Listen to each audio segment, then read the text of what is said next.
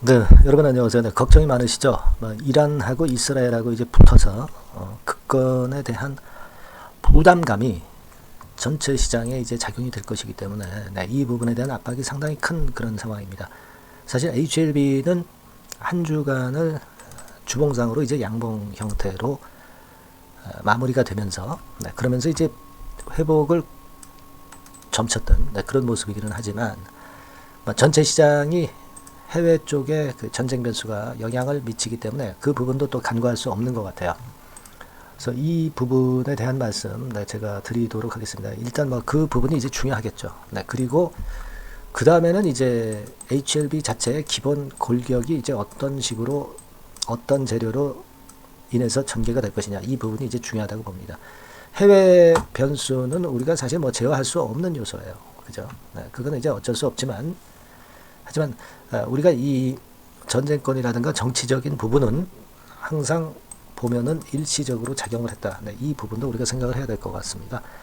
자, 오늘 여하튼 그에 대한 말씀을 좀 드리겠고요. 네, 그리고 영상 후반부에는 대박주도 한 종목 말씀을 드리도록 하겠습니다. 자, 그럼 HLB 말씀을 드리겠습니다. 자, 그리고 이제 순간적으로 굉장히 변화가 심할 수도 있어요. 전쟁권으로 해서. 그러니까 우리가 전쟁권으로 해서 재료나 수급이 굉장히 변동이 많이 될 거예요. 네, 그렇기 때문에 우리가 순간적인 정보나 순간적인 매매 사인은 상당히 필요합니다. 그 부분은 제가 HLB라고 문자 주시는 분에게 제공을 끝까지 이제 해드리고 있어요. 네, 업데이트해서 해드리고 있습니다. 참고하시기 바랍니다. 자, 우리가 이란하고 이스라엘하고 이제 붙었다. 근데요, 네, 제가 말씀 좀 드리고 싶은 부분은 우리가 그 붙기는 했지만 예를 들어서 이제 휴일 동안에 거래가 될 수 있었던 건 이제 비트코인 같은 경우가 될 수 있겠고요. 가상화폐 시장.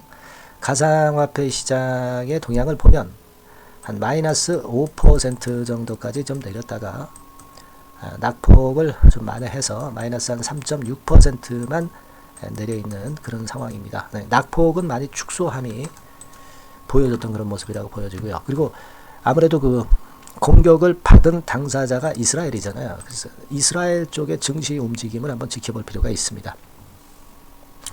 이스라엘 증시는 대표하는 지수인 TA35 지수를 보면 되는데요.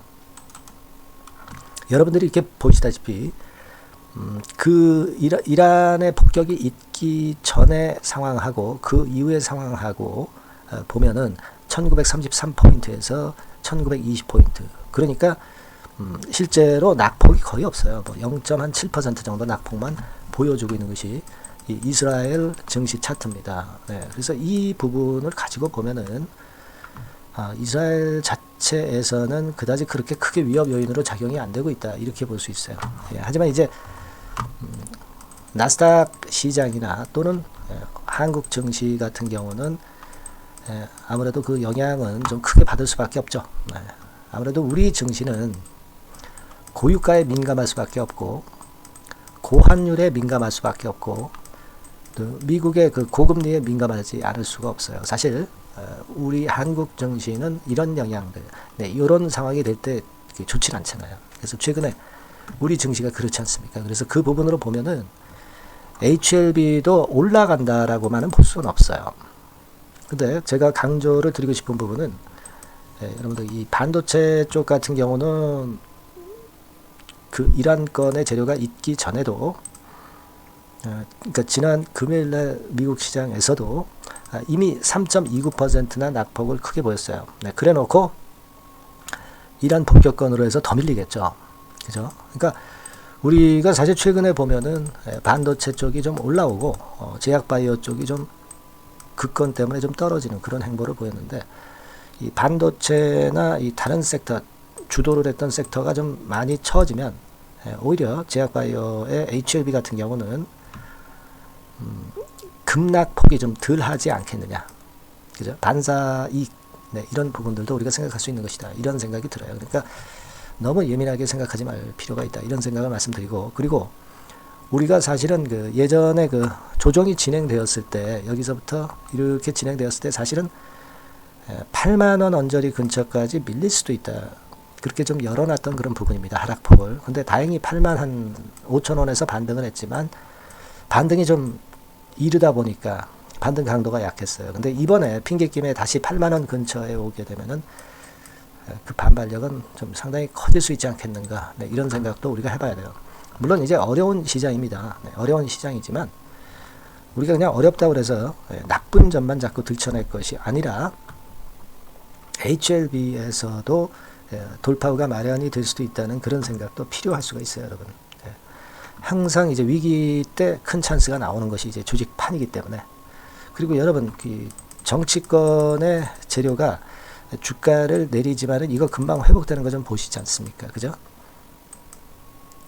전쟁권도 마찬가지잖아요. 완전히 전면전으로 치닫지 않는다면은 바로 회복이 되는 그런 패턴이 나타났던 경우가 많습니다. 네, 그러니까 일단 현실은 인정하지만 너무 크게 부담을 너무 갖지 말아라. 네, 이미 내렸던 HLB이기 때문에 네, 그렇게 좀 생각이 듭니다. 그렇게 생각이 들고 또 HLB 같은 경우는 특수한 경우 아닙니까? FDA 승인을 바로 앞두고 있지 않습니까? 글로벌 항암 신약 최초로 승인을 받게 되는 것이 HLB입니다. 그래서 이런 독특함이 있다는 거죠. 5월 달에 당연히 승인이 날 것에 대한 큰 기대를 갖고 있다. 그러면 다른 종목처럼 내리더라도 계속 내리는 그런 패턴은 역시 어려울 것이다. 이런 기본 전제, 그걸 갖고 있어야 된다. 저는 그런 말씀을 좀 드리고 싶어요. 그리고 제가 이전 시간에서 이제 주체별 동향을 보면서 말씀을 좀 드렸습니다. 특히 그 지금 HLB를 미우나 고우나 주도를 하고 있는 것은 역시 외인들이라고 볼 수밖에 없고, 얘네들이 결국 이제 들어와야 숏 카바링으로 인해서 들어오든 순수한 매수에 의해서 들어오든 결국 주가를 끌어당길 수 있어요. 이게 외인들의 방향입니다. 그죠? 이게 이제 주가의 방향이고요. 결국은 외인들이 끌어당겨줘야 시세가 올라간다. 그런 생각을 해야 될 것으로 그렇게 보여지고요. 따라서 외인들의 지금 현재 상태를 명확히 보는 것이 중요합니다. 그래서 이전 영상에서도 잠깐 제가 분석을 드렸지만은 외인들이 지금 현재 도대체 어느 정도 가격선에서 물량을 매수를 평균적으로 한 것이냐, 이 부분이 중요하다. 그래서 최근 우리가 한 3개월 동안에 외인들의 평균적인 단가를 한번 보니까 여기 그 나와 있듯이 81,500원 선입니다. 그러니까 우리가 보수적으로 잡아서 이 8만원대 라인은 그 외인들이 똔똔대는 시점이기 때문에 주가가 내려가더라도 이 가격선은 굉장한 지지력을 보여줄 것이다. 이렇게 봐야 될 거라고 생각이 된다. 이런 말씀 드렸죠. 그리고 물론 이제 8만원이 무너지면은 걔네들이 러스컷 물량들이 나올 수도 있지만, 그러나 그거는 이제 쇼카바링도 포함이 된 개념이기 때문에 8만원대가 일단 뭐 무너진다 하더라도 숏 커버링이라는 것이 존재하기 때문에 우리가 8만원대가 깨졌다 해서 매도 치고 나갈 건 없다. 이렇게 말씀을 드리는 거고, 결과적으로 외인들의 단가가 그 정도라고 한다면 여러분들은 8만원 선이 진짜 유지가 될 수 있는 강력한 마지노선이다. 이런 생각을 가져주셔야 된다는 겁니다. 그죠? 제가 일전에 2019년과 비교해서 40% 내렸다가 50% 반등하는 그런 어떤 물증도 말씀을 드렸잖아요. 2019년의 패턴처럼. 그죠? 그런 생각을 갖고 계시는 게 좋아요. 그래서 물론 이제 우리가 이란 이스라엘이 붙으면서 그건이 부담을 주고 있지만, 제가 말씀드린 이런 부분들을 좀 생각을 하시라는 거예요. 그냥 막연하게 불안에 떨고 또 내린 데다 대고 추격해서 매도하고 그런 매매는 참 어리석은 매매라고 저는 보고 싶고요. 그런 부분들을 감안하시면서 견뎌나가셔야 되는 게 아니냐, 이런 생각을 좀 말씀을 좀 드리고 싶은 겁니다. 우리에게는 최종 리뷰 노출이 됐지만 최종 리뷰 이후에 몇 가지 큰 모멘텀이 있다라고 말씀을 드렸습니다. 신약 승인이라는 부분하고 상업화 런칭이라는 부분하고 글로벌 빅파마라는 부분이 살아있다는 거죠. HLB는 중간중간에 확장 임상권에 대한 재료라든가 코스피 이전권에 대한 재료라든가 진회장이 마련할 수 있는 주가 관리용 재료들도 꽤 많다는 것도 감안하셔야 됩니다. 주가 관리를 하는 회사예요. 안 하는 회사하고 진적으로 틀립니다, 여러분. 아시겠죠? 그렇게 말씀 좀 드립니다. 다만 이제 지금 이란 이스라엘 전쟁권과 관련해서 아주 특수한 경우로 그 변칙적인 상황이 충분히 발생할 수 있습니다. 네. 이런 부분들을 위해서 여러분들이 문자를 주셔야 하고, 그분들에게 제가 순간적인 변화되는 상황을 보고 수정 가감한 순간 매매 사인을 드릴 수 있어야 됩니다. 순간적인 고급 정보도 드려야겠죠. 네. 자, 이런 부분들은 제가 많이 도와드릴 겁니다, 여러분. 꼭 문자를 주셔서 이런 어려운 시기에 한번 대비해보는 그런 문자를 주셔서 대비하시는 것이 이런 시기는 특히 더 필요하다. 네, 저는 그걸 강조 드릴게요. 아시겠죠? 네. 문자 많이 주시고요. 자, 그리고 제가 대박주 말씀을 드린다고 했습니다. 지금부터 말씀 드릴 테니까 여러분들 이거 잘 들으시고 대박 한번 내세요. 말씀 드리겠습니다.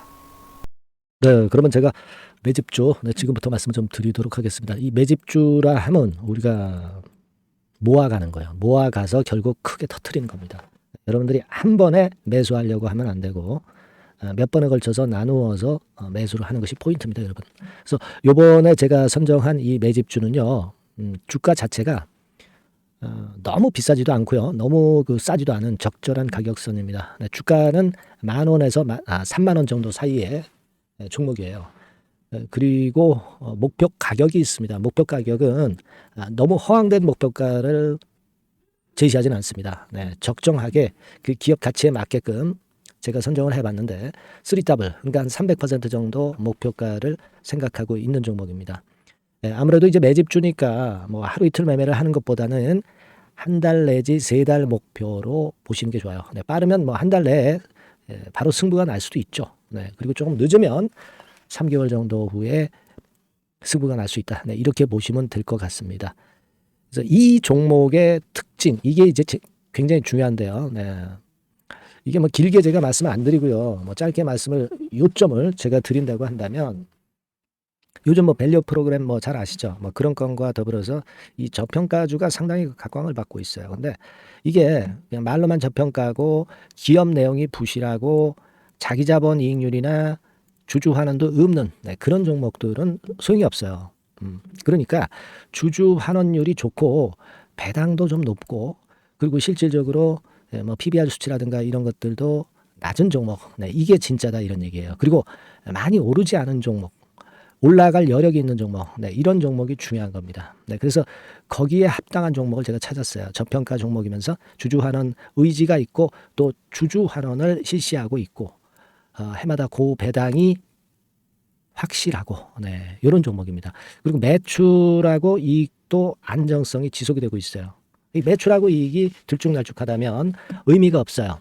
잠깐 저평가됐다가 매출 이익도 안 좋을 때 일단 저평가 해소되면 그 아무런 의미도 없죠. 그죠? 그래서 요거는 잠깐 제가 그 차트를 보여드리면은요. 제가 차트를 한번 여러분들께 보여드리도록 하겠습니다. 요 차트를 한번 보시고 여러분의 진짜 구미에 맞는 종목인지 요거 생각을 해보실 필요가 있는데요. 자, 요거죠. 매집주입니다. 매집주 제가 오늘 소개해드리고 있는 거고 이게 이제 일봉 차트나 월봉 차트는 아니고요. 뭐 주봉 차트입니다. 주봉 차트 최근에 불붙기 시작했어요. 밸류 프로그램 건으로 좀 불붙기 시작해서 또 많이 올랐다면 문제가 되지만은 많이 오르지 않은 그 모멘텀이 있다. 그리고 지금 보면 5주, 20주, 60주도 수렴을 하면서 정배열 패턴으로 주봉이 이제 시작되는 패턴이다. 그죠? 그래서 아마 주가는 새 역사를 지속해서 쓸 가능성이 좀 높지 않겠나. 이렇게 보고 있거든요. 요 종목에 여러분들이 주목할 필요가 있습니다. 뭐 ROE 같은 경우는 20 내지 30% 정도예요. 여러분, 이 ROE 이걸 왜 말씀드리냐면은 ROE 같은 경우가 30%대 정도라고 한다면은요.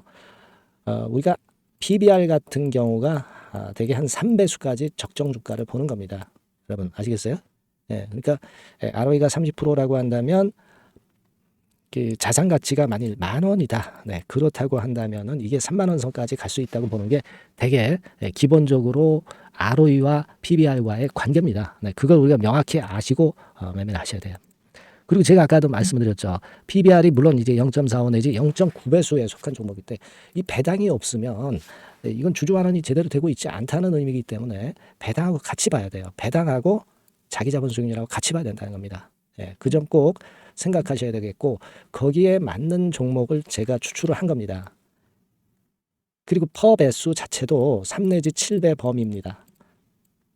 자, 그렇기 때문에 이익성 면에서도 또 가치적인 면에서도 이익성 면에서도 모두가 좋은 조건에 해당이 된다는 얘기예요. 배당 그렇죠. 주주환원 의지 있죠.